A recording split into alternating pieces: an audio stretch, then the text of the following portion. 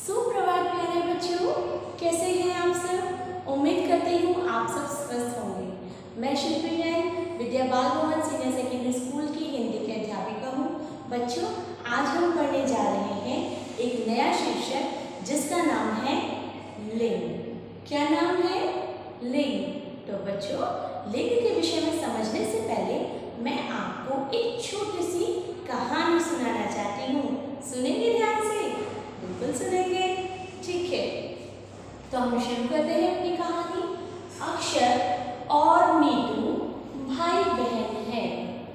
वे दोनों माता पिता के साथ चिड़ियाघर देखने गए।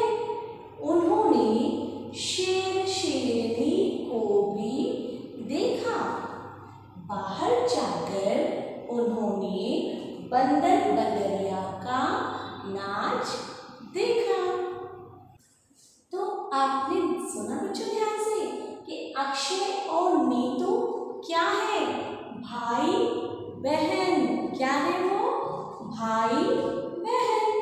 तो यहाँ पर भाई शब्द, वे दोनों माता पिता के साथ। किसके साथ?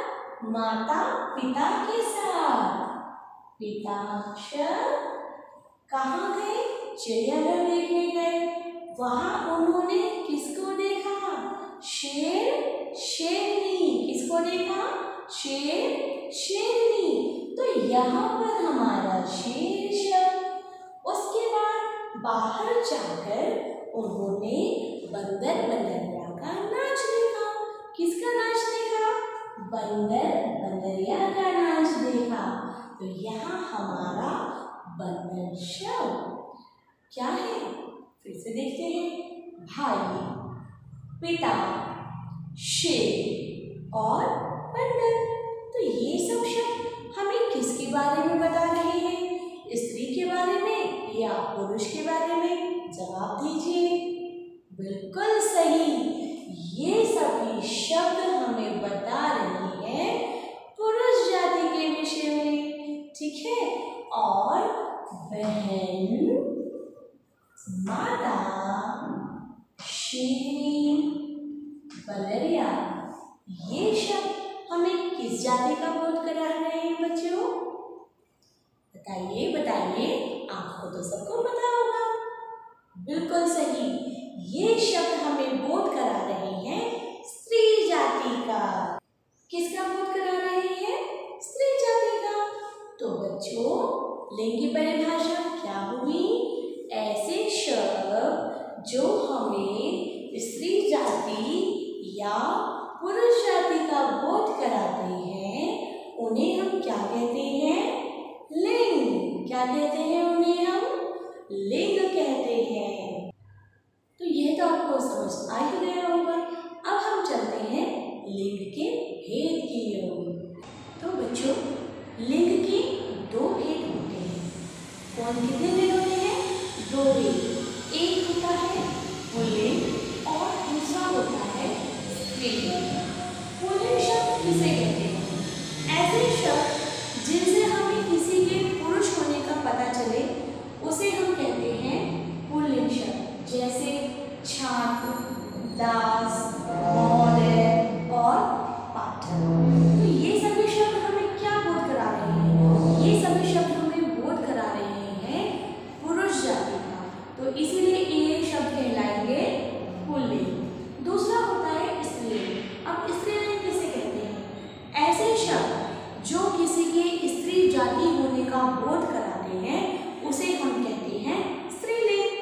जैसे छात्रा, दासी, महोदया और पाठिका। तो ये सभी शब्द हमें क्या बता रहे हैं? ये सभी शब्द हमें बता रहे हैं किसी स्त्री जाति के होने का। तो इसीलिए इन्हें हम कहते हैं स्त्रीलिंग। तो आपको समझ में आया कि पुल्लिंग किसे कहते हैं? बताइए, सोचिए। बिल्कुल सही। ऐसे शब्द जो हमें किसी के पुरुष होने का बोध कराए, वो कहलाते हैं पुल्लिंग। और ऐसे शब्द जो हमें स्त्री जाति का बोध कराते हैं, उन्हें हम कहते हैं स्त्रीलिंग। बच्चों हमारा पाठ समाप्त होता है और अब हम चलते हैं अपने अभ्यास कार्य की ओर। तो पहला प्रश्न है, लोहार शब्द में क्या लगाकर स्त्रीलिंग बनाया जा सकता है? बच्चों मैंने आपको कक्षा में समझाया था कि लोहा किन शब्दों में हम इन लगाते हैं, किन शब्दों में हम आ लगाते हैं। तो लोहार शब्द में हम क्या लगाकर स्त्रीलिंग बनाएंगे, इ या इन? सोचिए, बिल्कुल सही जवाब इन। लोहार में जब हम इन लगा देंगे तो वो क्या हो जाएगा, लोहारिन। दूसरा प्रश्न है, पर्वतों के नाम सदैव होते हैं। पर्वतों के नाम सदैव क्या होते हैं, पुल्लिंग या स्त्रीलिंग? सोचिए, बिल्कुल सही जवाब पुल्लिंग। प्रश्न 2 है हमारा, रिक्त स्थान भरिए। पहला है, गायिका, रानी, सेठानी तथा शेरनी शब्द हैं। कैसे शब्द हैं, स्त्रीलिंग शब्द है। कैसे शब्द है बच्चों, स्त्रीलिंग शब्द है। तो हम यहाँ पर लिखेंगे स्त्रीलिंग। उसके बाद दूसरा प्रश्न है, भारत, श्रीलंका, ऑस्ट्रेलिया, फ्रांस जैसे शब्द सदैव होते हैं। कौन से वाले शब्द हैं, ये हमेशा किस में रहेंगे, ये हमेशा रहेंगे पुल्लिंग में। किस में रहेंगे, ये हमेशा रहेंगे पुल्लिंग में। फिर तीसरा वाक्य है, लिंग के 2 भेद होते हैं। लिंग के 2 भेद होते हैं, कौन कौन से होते हैं बच्चों? सोचिए, याद कीजिए, बिल्कुल सही 2 भेद होते हैं। पहला होता है पुल्लिंग और दूसरा होता है स्त्रीलिंग। फिर हमारा चौथा वाक्य है, गुजराती, हिंदी, मराठी, पंजाबी भाषाएं सदैव कैसे रहने वाले शब्द हैं। ये शब्द कैसे हैं, क्या रहते हैं हमेशा, ये हमेशा रहते हैं हमारे स्त्रीलिंग। किसमें रहते हैं, ये हमेशा हमारे स्त्रीलिंग में रहते हैं। उसके बाद प्रश्न ग। अब हम चलते हैं अपने प्रश्न ग की ओर। लिंग बताइए। इस प्रश्न में आपको क्या करना है, इसमें आपको कुछ शब्द दिए गए हैं और आपको उन शब्दों के लिंग बताने हैं। जैसे पहला शब्द है नानी। तो नानी कैसा शब्द है बच्चे, स्त्रीलिंग है या पुल्लिंग है? सोचकर जवाब दीजिए, बिल्कुल सही, नानी शब्द है स्त्रीलिंग। दूसरा शब्द प्रिया। प्रिया शब्द कैसा है बेटा, स्त्रीलिंग है या पुल्लिंग है? बिल्कुल सही जवाब स्त्रीलिंग। प्रिया शब्द कैसा है, स्त्रीलिंग। उसके बाद हम चलते हैं अपने तीसरे वाक्य शब्द की ओर। तीसरा शब्द देव। देव शब्द हमें क्या बोध करा रहा है, स्त्री जाति के होने का या पुरुष जाति के होने का? बिल्कुल सही बच्चों, ये हमें बोध करा रहा है पुल्लिंग जाति के, पुल्लिंग शब्द का ये हमें बोध करा रहा है पुरुष जाति के होने का। तो इसलिए कैसा शब्द है, पुल्लिंग शब्द है। उसके बाद चौथा शब्द है गीदड़। गीदड़ शब्द हमें स्त्री जाति के होने का पता करा रहा है या पुरुष जाति के होने का? बिल्कुल सही, पुरुष जाति के होने का। तो ये हमारा होगा पुल्लिंग। उसके बाद पांचवा शब्द है छात्रा। छात्रा शब्द में क्या बता रहा है, स्त्रीलिंग या पुल्लिंग? स्त्रीलिंग।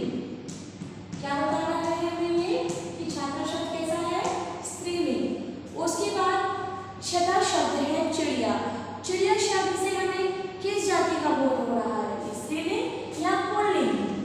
बिल्कुल सही, स्त्रीलिंग का बोध हो रहा है।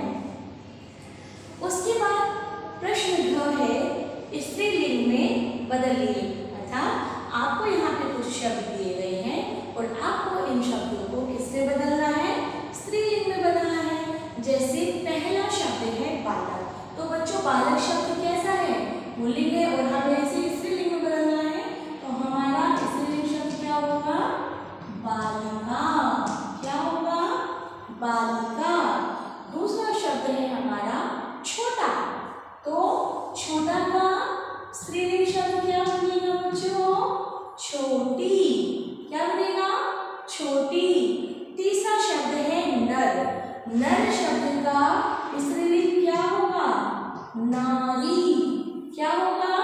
नारी।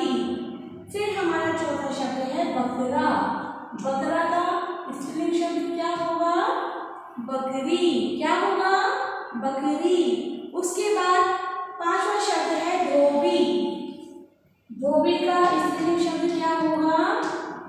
धोबिन। क्या होगा? धोबिन।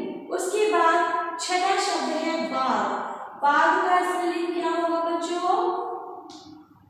बाघिन। क्या होगा? बाघिन। तो ये हो गए हमारे स्त्रीलिंग। हमें क्या दिया था? पुल्लिंग दिए गए थे और हमें उसको किस में परिवर्तित करना था? स्त्रीलिंग में। अब हम चलते हैं अपने प्रश्न नंबर की ओर, जो है हमारे प्रश्नोत्तर। तो पहला प्रश्न पूछा है, लिंग किसे कहते हैं? उदाहरण सहित बताइए। तो शब्द के जिस रूप से उसके पुरुष या स्त्री जाति के होने का पता चलता है उसे हम लिंग कहते हैं, जैसे लड़का, लड़की। दूसरा प्रश्न है, पुल्लिंग तथा स्त्रीलिंग में अंतर स्पष्ट कीजिए। तो इसका हमारा उत्तर क्या होगा बच्चों? क्या मैंने आपको बताया था कि पुल्लिंग और स्त्रीलिंग की पहचान कैसे होती है? कि पुरुष जाति का बोध कराने वाले शब्द पुल्लिंग और स्त्री जाति का बोध कराने वाले शब्द स्त्रीलिंग कहलाते हैं। समझ में आया बच्चों? तो बच्चों उम्मीद करती हूँ कि आपको आज का पाठ बहुत अच्छे से समझ में आया होगा कि लिंग किसे कहते हैं, लिंग के भेद कितने होते हैं, लिंग की पहचान क्या होती है। ठीक है, तो अब हम मिलते हैं अपनी अगली कक्षा में। तब तक के लिए सब